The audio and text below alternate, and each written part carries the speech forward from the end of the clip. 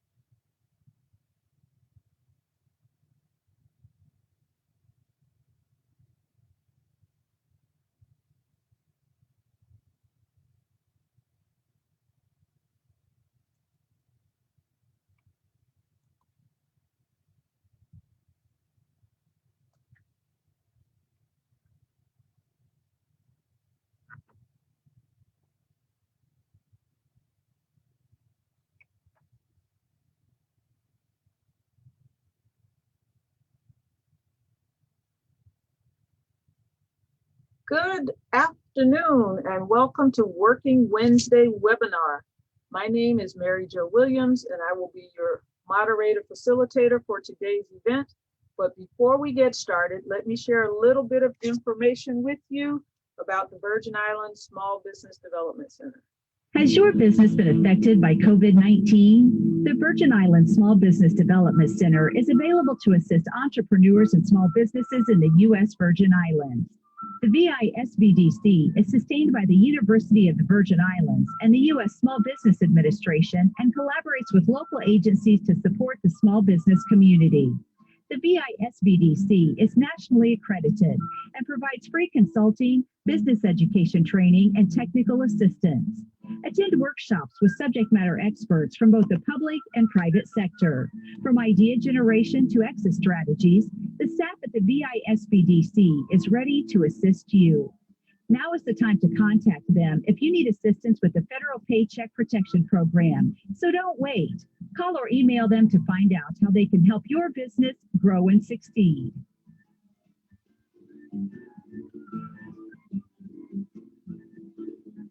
¿Su negocio ha sido afectado por COVID-19?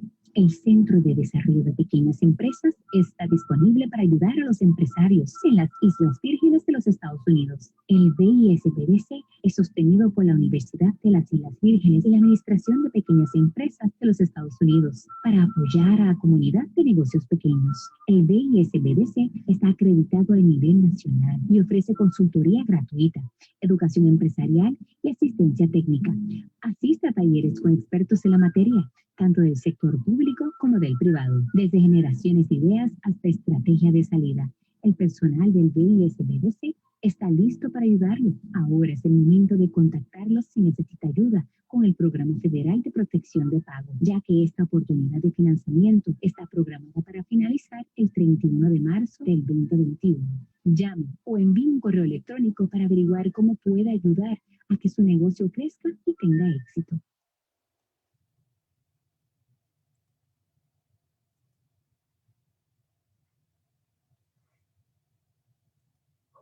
Okay, welcome back. My name is Mary Jo Williams. I'm the Network Training Coordinator for the Virgin Islands Small Business Development Center. And today's presentation is entitled eCommerce, Mastering Shipping and Fulfillment with COVID-19. Our presenter today is Mark Wilson, and Mr. Mark Wilson will share his screen and start our presentation. And he has such a fabulous biography, and he does it really well when he delivers it. So I will let him tell you about himself, and sit tight and get ready for the rest of today's presentation. Thank you for joining us.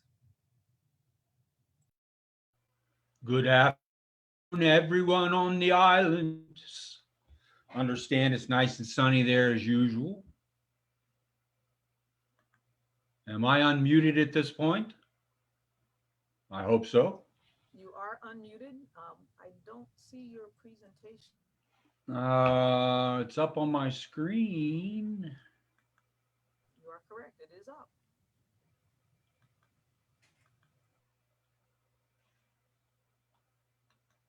You see it now? Yes, I see your screen. We good? We're good. Okie doke. So today we're going to talk about e-commerce shipping and fulfillment. So you can't have shipping and fulfillment without e-commerce. So the idea here is that during COVID, certainly 2020 and into 2021, we saw a huge increase in online shopping, not only stateside, but on the islands as well. And I think it's particularly well suited for the islands since you meet the customer probably at least those traveling while they're on vacation. So it's an excellent opportunity for you to start a relationship with that customer to sell them while they're on stateside and use your website and your online offer to groom that customer and nurture them into a loyal customer that shops with you all the time. And the best way to do that is to simply say, I'm going to be your personal shopper for you. I can see that you love my product. And as pieces that come in that I know that you'll like, I'm going to send you a text or an email and send a picture of the product. So anyway, before I get too far into it, it is about e-commerce. It will be going forward. We do see light at the end of the tunnel when it comes to the pandemic.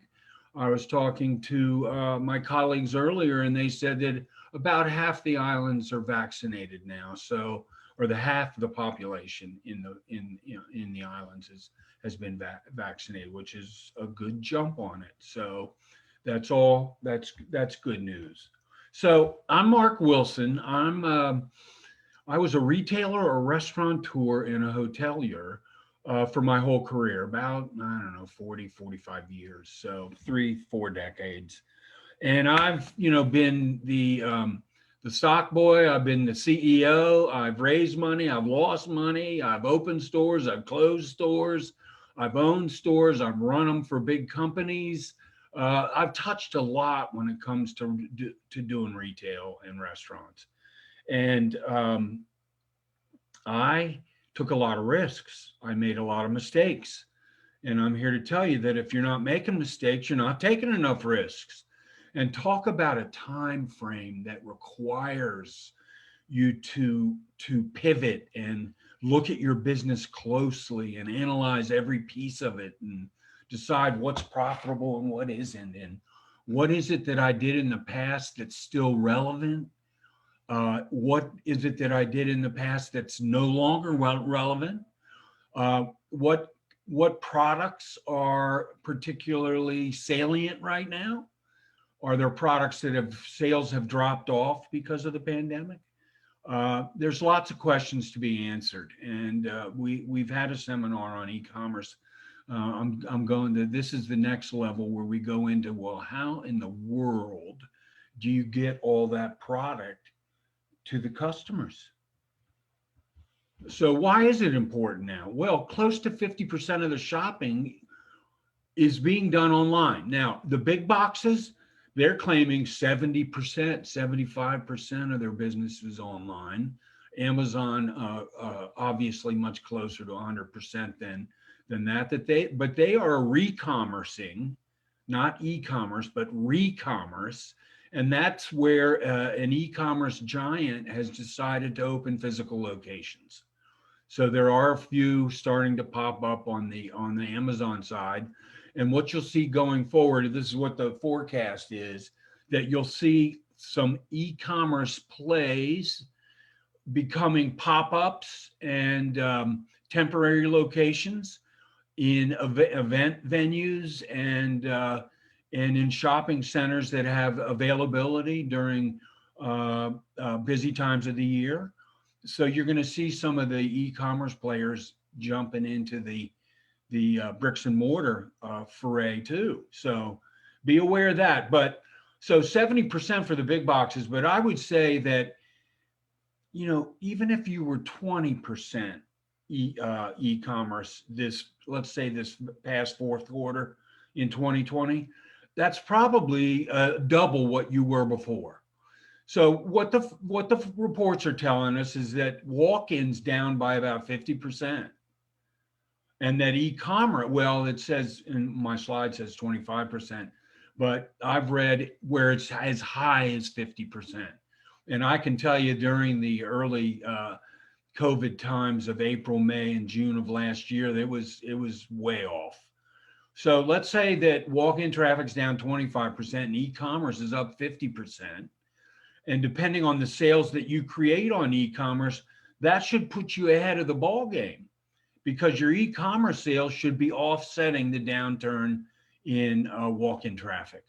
And I think that's probably the case in the islands too, with the ships and the big cruise lines deciding on when to really launch back into their huge time of the year. And I think I've read it somewhere in July. If I'm wrong, I stand corrected, and someone can correct me in the chat room if they want.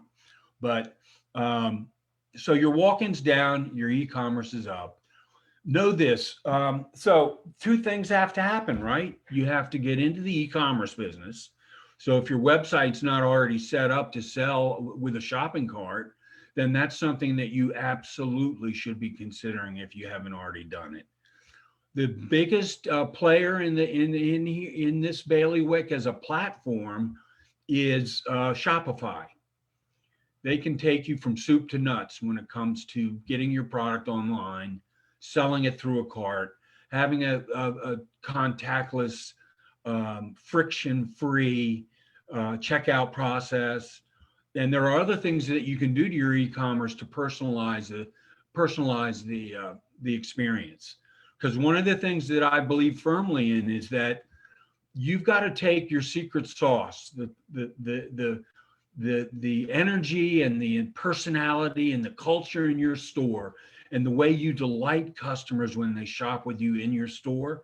You've got to take some of that and apply it to your e-commerce site so that they're delighted by your digital offer as well. And they're delighted if you can personalize the process.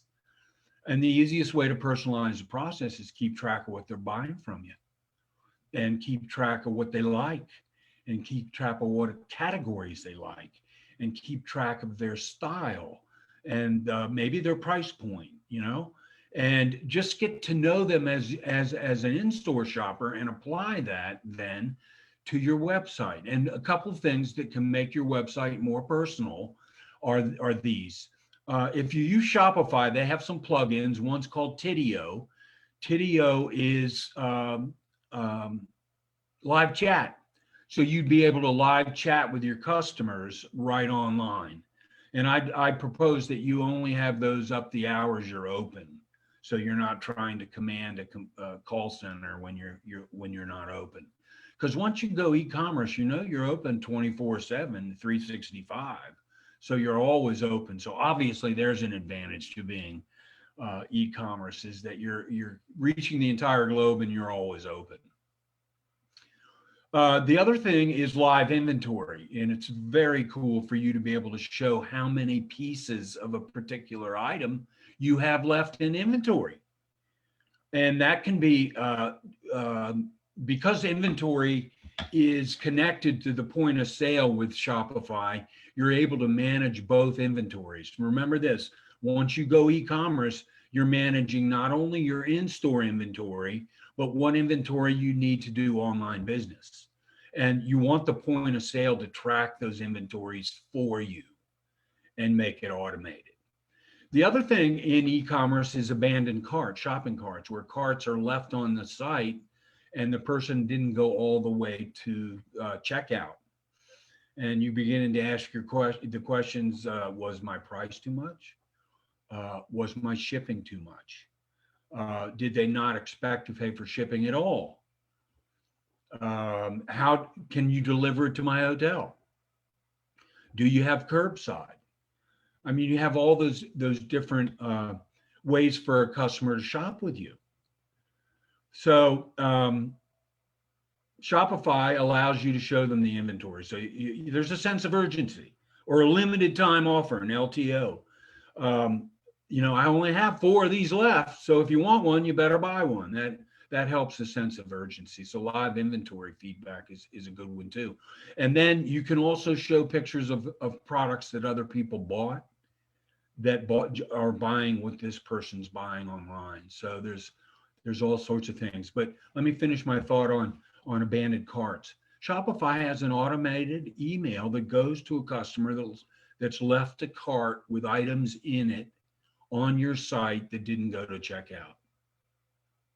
So how cool is that? You can send out the 10-word email. I saw you were looking at sandals on my site. Are you still interested? What if I offer you free shipping? Those kinds of things. So there you go with a little quick e-commerce backdrop for you. Now, beyond an e-commerce website, there are platforms you can put your product on.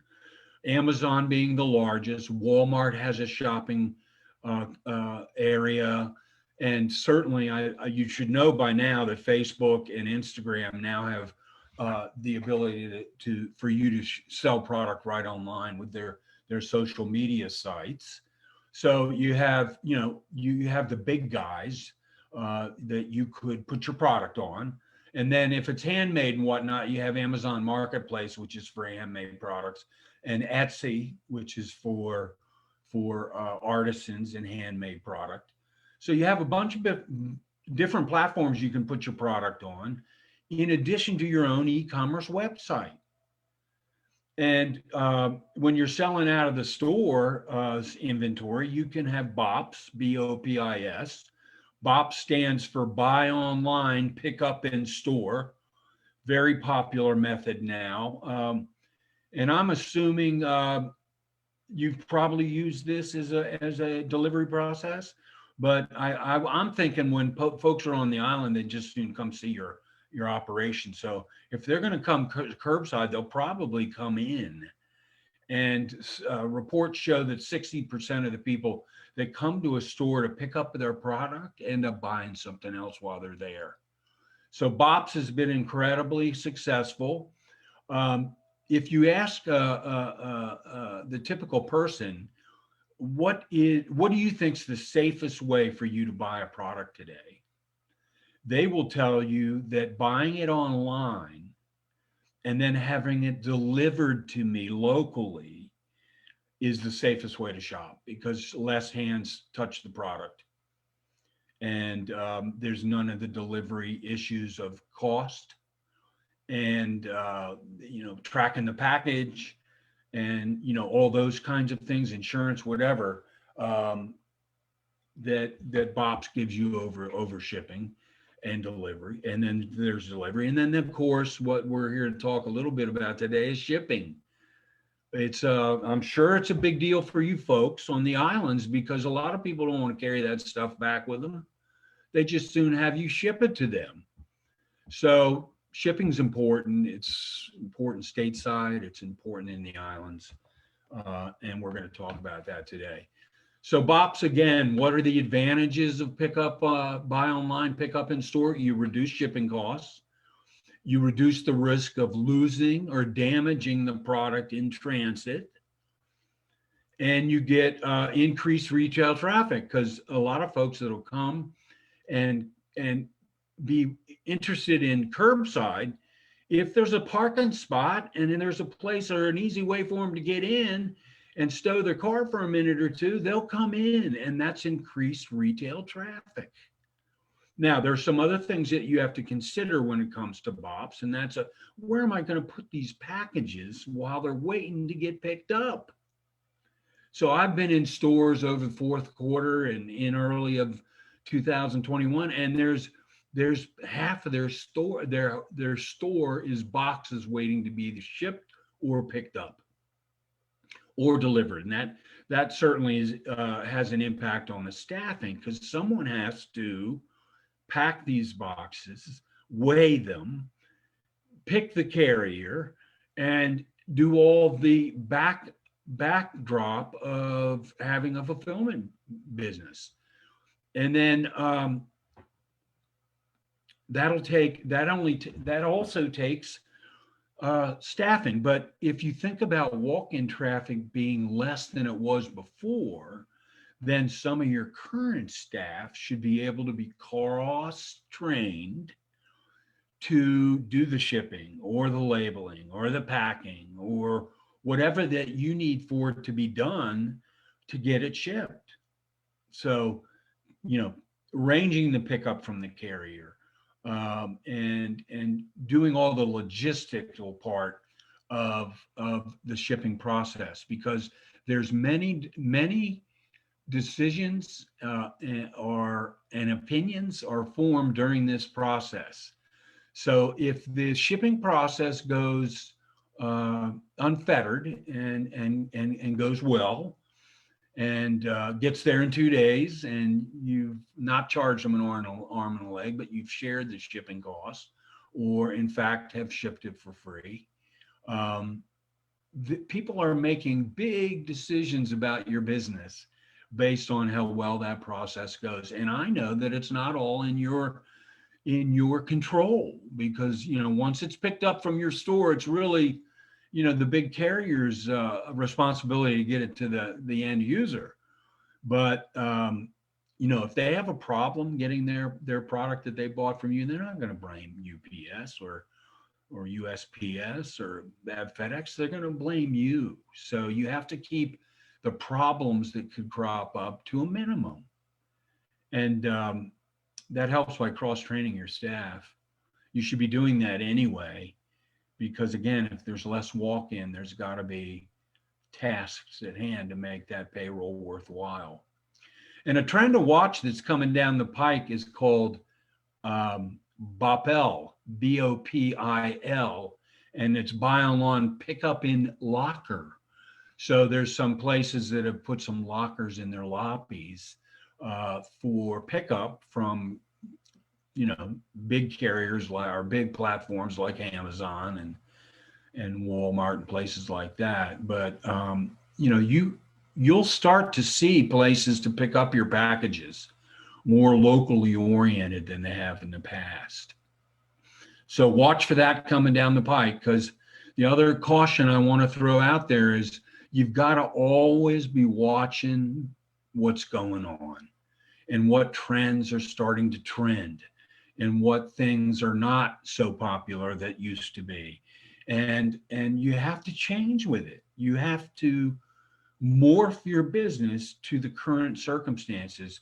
And I can't think of a more dramatic year for that than 2020 and into 2021. Now, the good news about 2021 is there's light at the end of the tunnel. People are starting to get vaccinated, and we're starting to see some states on the state side loosening up some of their restrictions, and even have mandated that the mask protocol is no longer required. My personal opinion is that you and your staff should be wearing masks, and I believe most people should be wearing them, because I think it's a little early, and we're seeing a spike in the virus, at least stateside, because folks are loosening up, and it's too early to loosen up. We're almost there. You know, the real telltale is whether we reach herd immunity, and that's coming down the pike, but it's not here yet. Okay, so let's talk about shipping. The best thing to do is to set up a designated shipping area. And now that's maybe in your back room, and maybe a table off to the side where you have some spare square feet. There's nothing wrong with doing that work out on the floor. It just kind of shows the customer that you're in the business of shipping as well, and that your e-commerce business is flush, and that checking out their website is probably a pretty good idea. So shipping area on the floor, off the floor, you know, just a good conference table, and you've got to collect some supplies to do this well. And I have a slide coming up that'll show you what carriers will give you what for free, and some other ideas about boxing and shipping and who to use and why. So Just suffice it to say that you'll need some supplies. You'll need a scale, you'll need tape, you'll need labels, you need bubble paper, you need tissue wrap. You know, you need all the things that typically go into a box to get a product there safely. But add this to it. Let me jump to a couple of statistics that I think will surprise you. And the last one's the one that's important to what I just said. Okay, the first thing is that 64% of people shopping now expect your shipping to be for free because Amazon has spoiled them with Prime. Now they're paying a monthly fee to get that free shipping, but nonetheless, the customer in their mind has free shipping.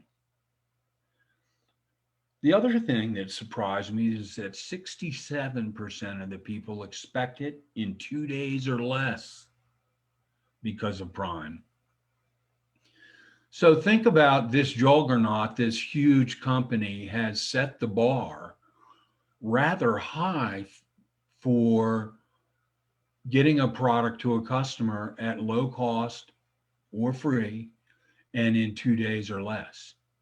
Now, the last statistic that's a new one, rather new, is that 72% of people now believe that your shipping materials should be sustainable and recyclable. So they want a nice box to arrive. I mean, we call it the unboxing experience because that's an experience in its own, and it's a part of the experience that can be memorable. It's part of the experience that allows you to brand your company some. And who doesn't like opening a nicely wrapped box with some cool stuff inside, with well done, nicely done. I'll tell you a quick little story. Have any of you seen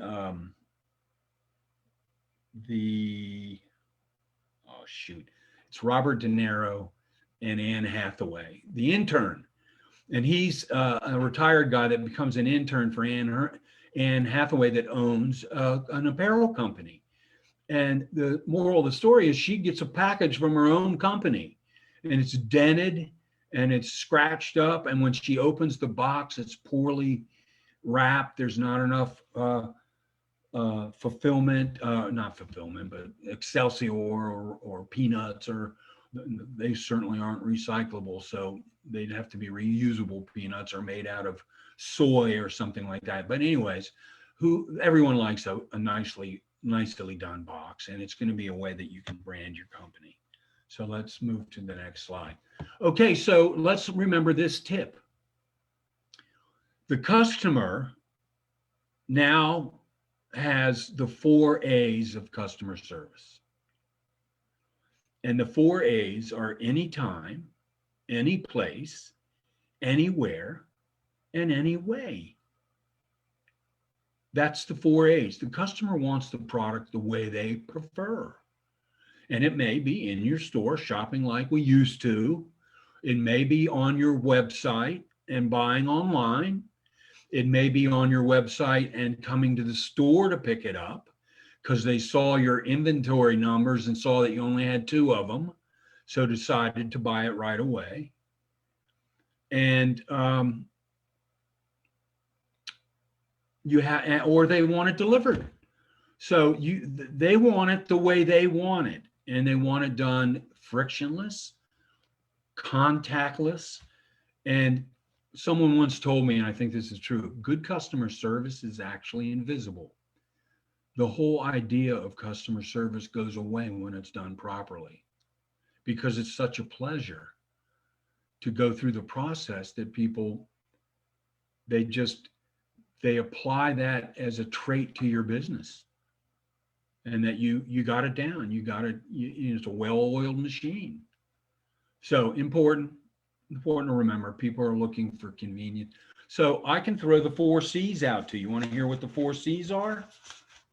It used to be the number 1 C when COVID happened was caution.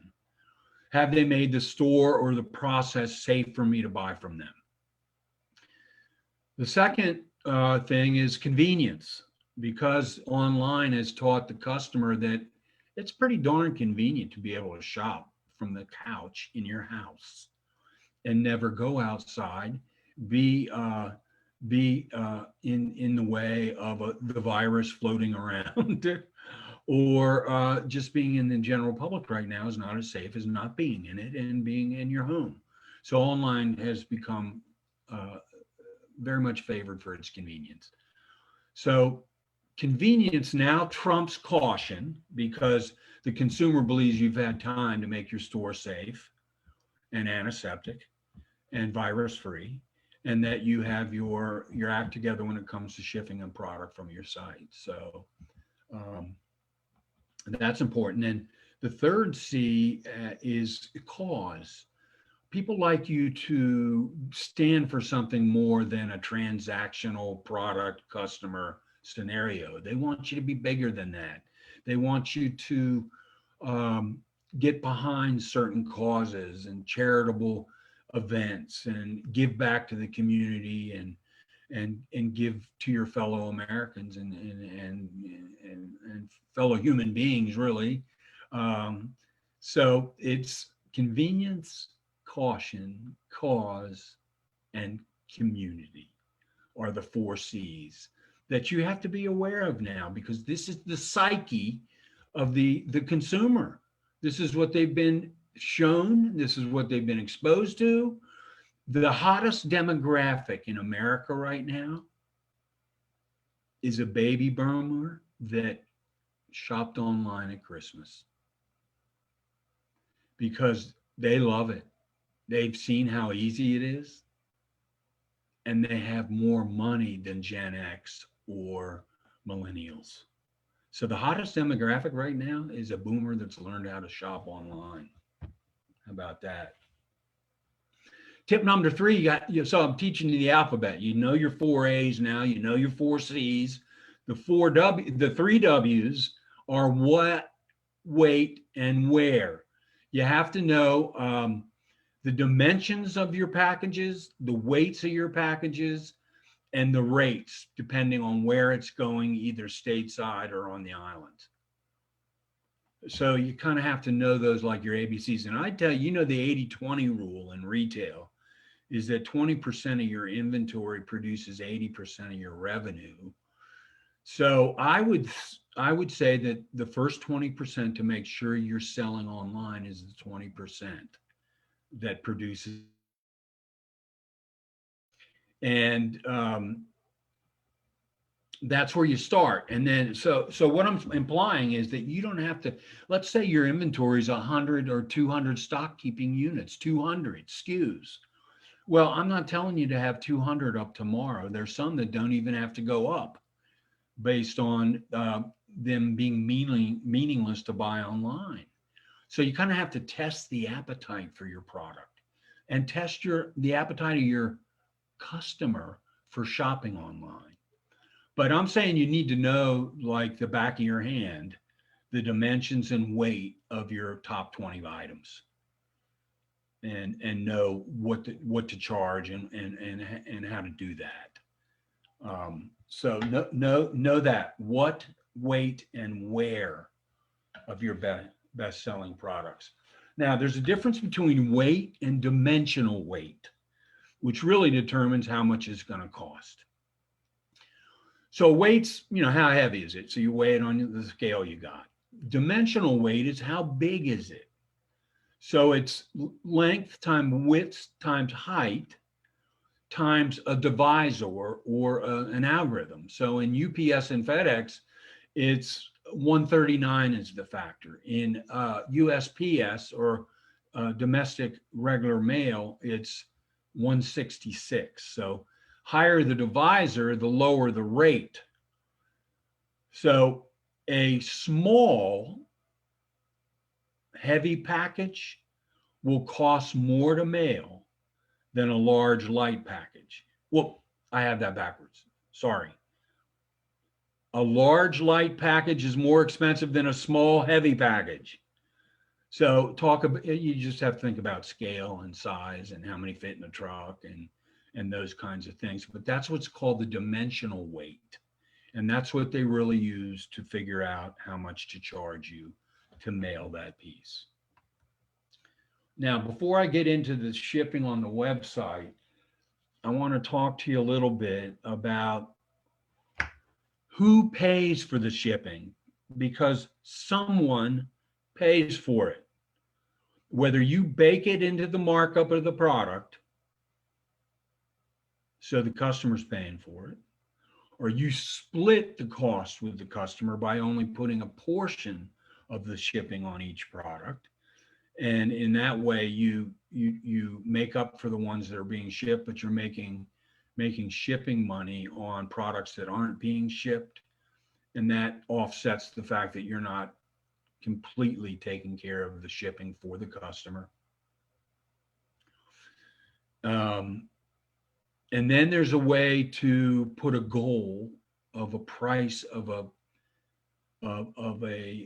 sale to qualify for free shipping. So let's say I'm telling you to have a point of sale system that runs reports. I know Shopify runs this report. I know BigCommerce does. I know that Lightspeed does. I know WooCommerce. I know the big platforms all do this. But they'll tell you what it costs to ship a particular sale. So let's say by running these reports, you find that your average sale is $75. Your average sale per transaction is $75. Then I put free shipping at $150 or $100, so that you're always having the customer reach for a goal to get free shipping. I read a meme one day that said, I spent $12,000 qualifying for free shipping this year. Kind of comical, but you will. It does make sense to buy an additional product if the shipping becomes free, particularly when you see what shipping costs can be.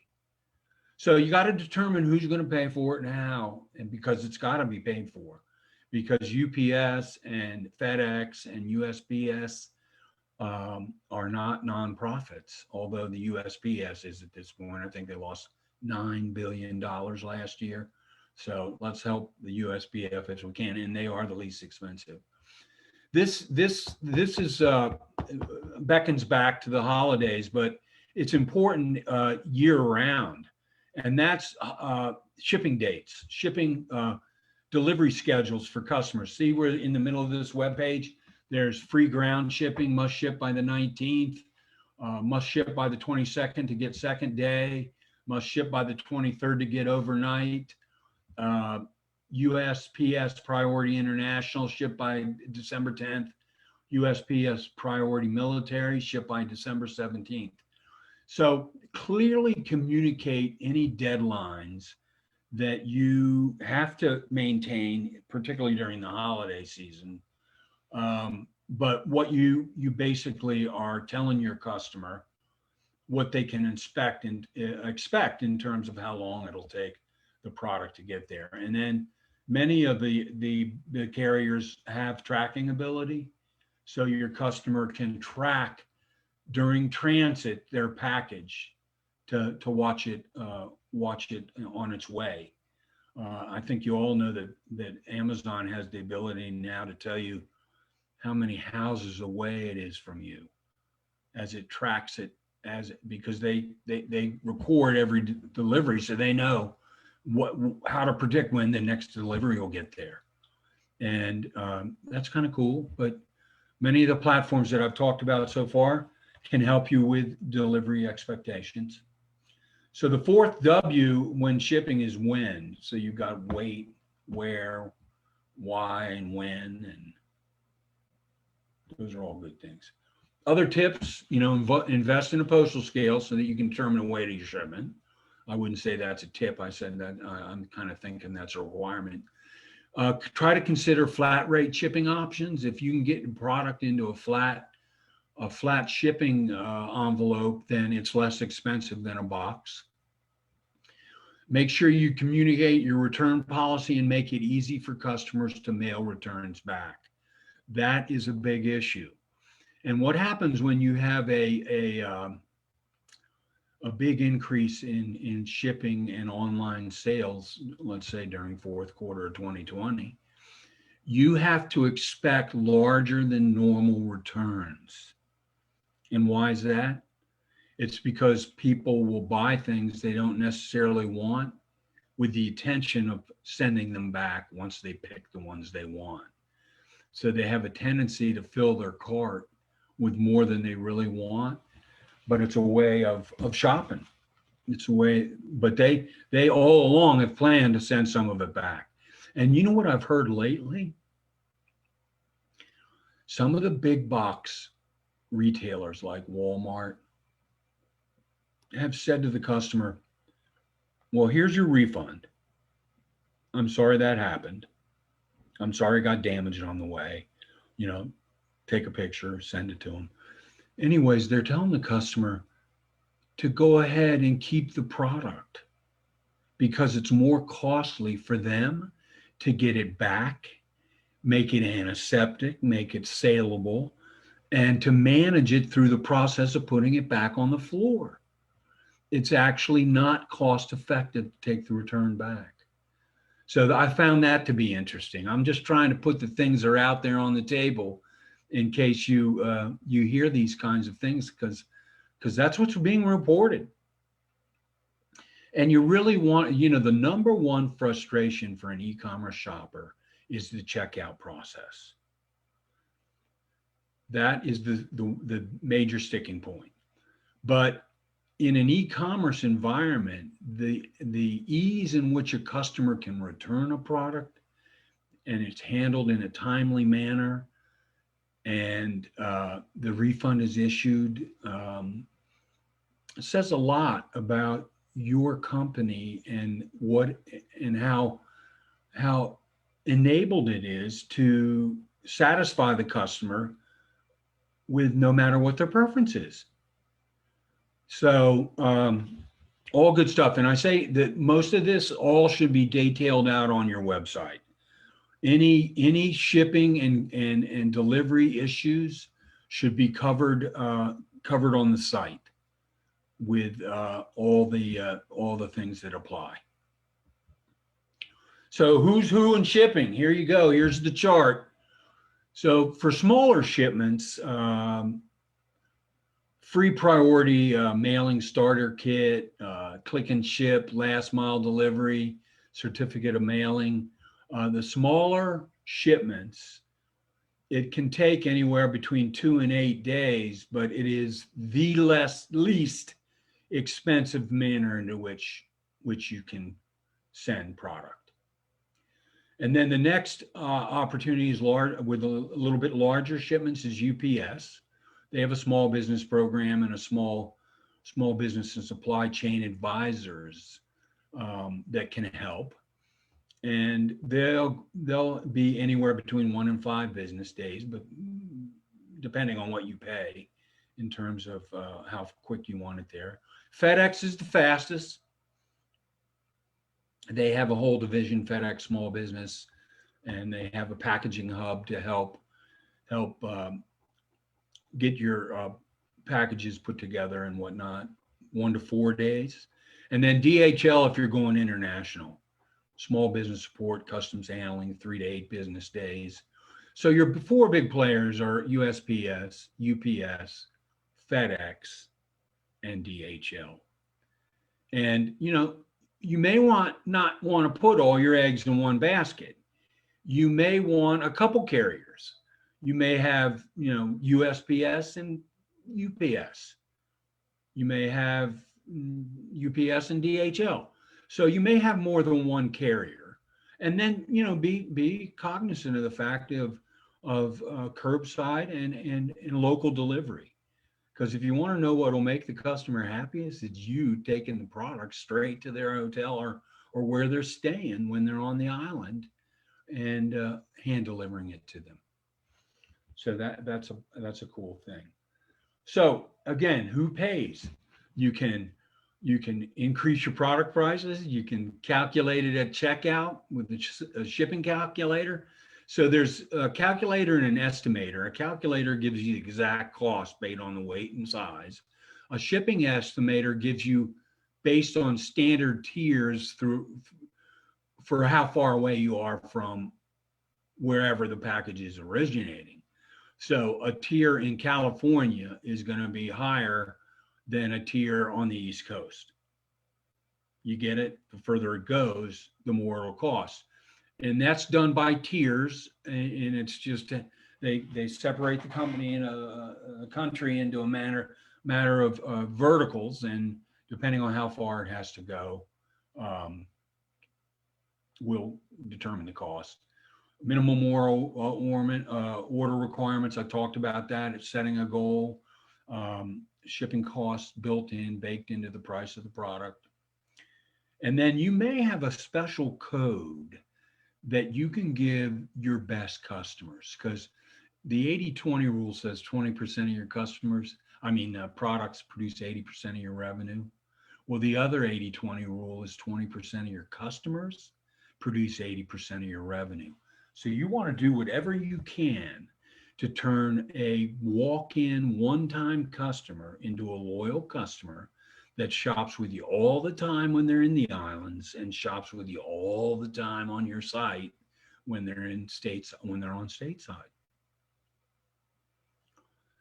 So you could create a code that the top 20% of your customers receive in an email that gives them free shipping. How's that a nice ado for a good loyal customer? It's telling them that you appreciate them and how important they are to your business. And loyal customers are 10 times more profitable than a new customer because there was no energy or money spent on finding them because they're already your customer. And the more you can personalize that experience, the better. So who has free packaging for you to use? UPS, USPS, and FedEx. And then there are bulk packaging companies called Uline and Value Mailers and FastPack.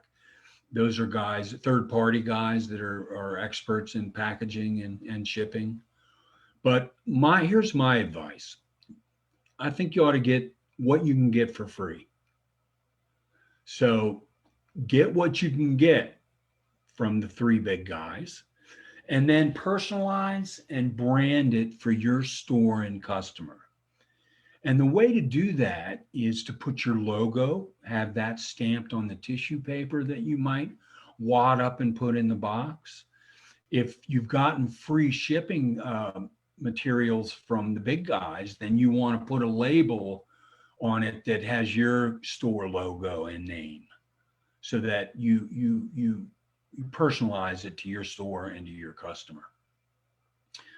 The other thing that's available is tape that has your logo on it. You don't think Amazon sends those boxes out without that logo on their tape, do you?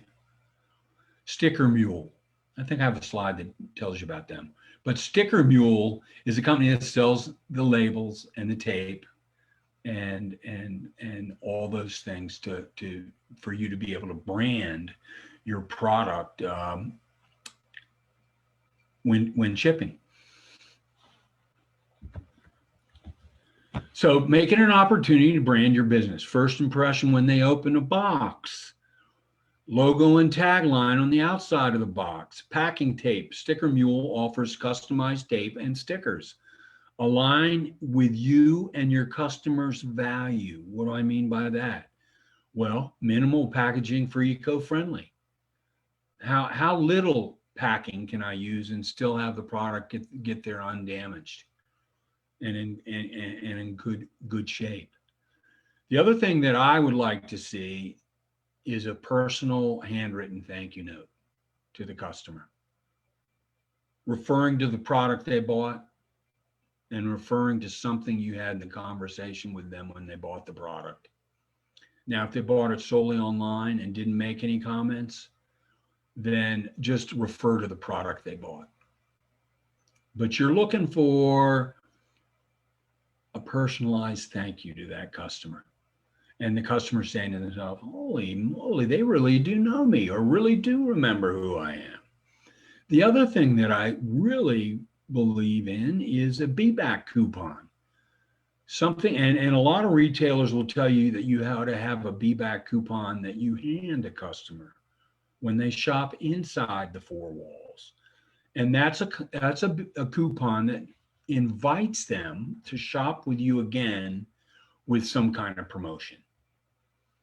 So it might be talking about, something that you're going to do over Easter or something that you have happening in 2 weeks, a special event, an invitation for them to return to the store. And you might give them an invitation to shop online with you for the first time. So when they get home, they can get on the site and buy something else from you. And you might give them a special deal being a first-time shopper with you. So keep that in mind as well. So be back coupon in the box. So think about this. First, you have three things that you need to think about. One is who's going to pay for the shipping and how are you going to break that up? Okay. The second is, would you rather not mess with this at all and use a third-party company like Shippo or Pirate Ship or ShipStation that all are third-party fulfillment and shipping services? And from the folks I've talked with, I think Pirate Ship is the least expensive, but I've had some owners just praise, sing the praises of using a third party. And some of them have a 30-day free trial, so you're not even paying for it. But check out some of the third-party shipping venues.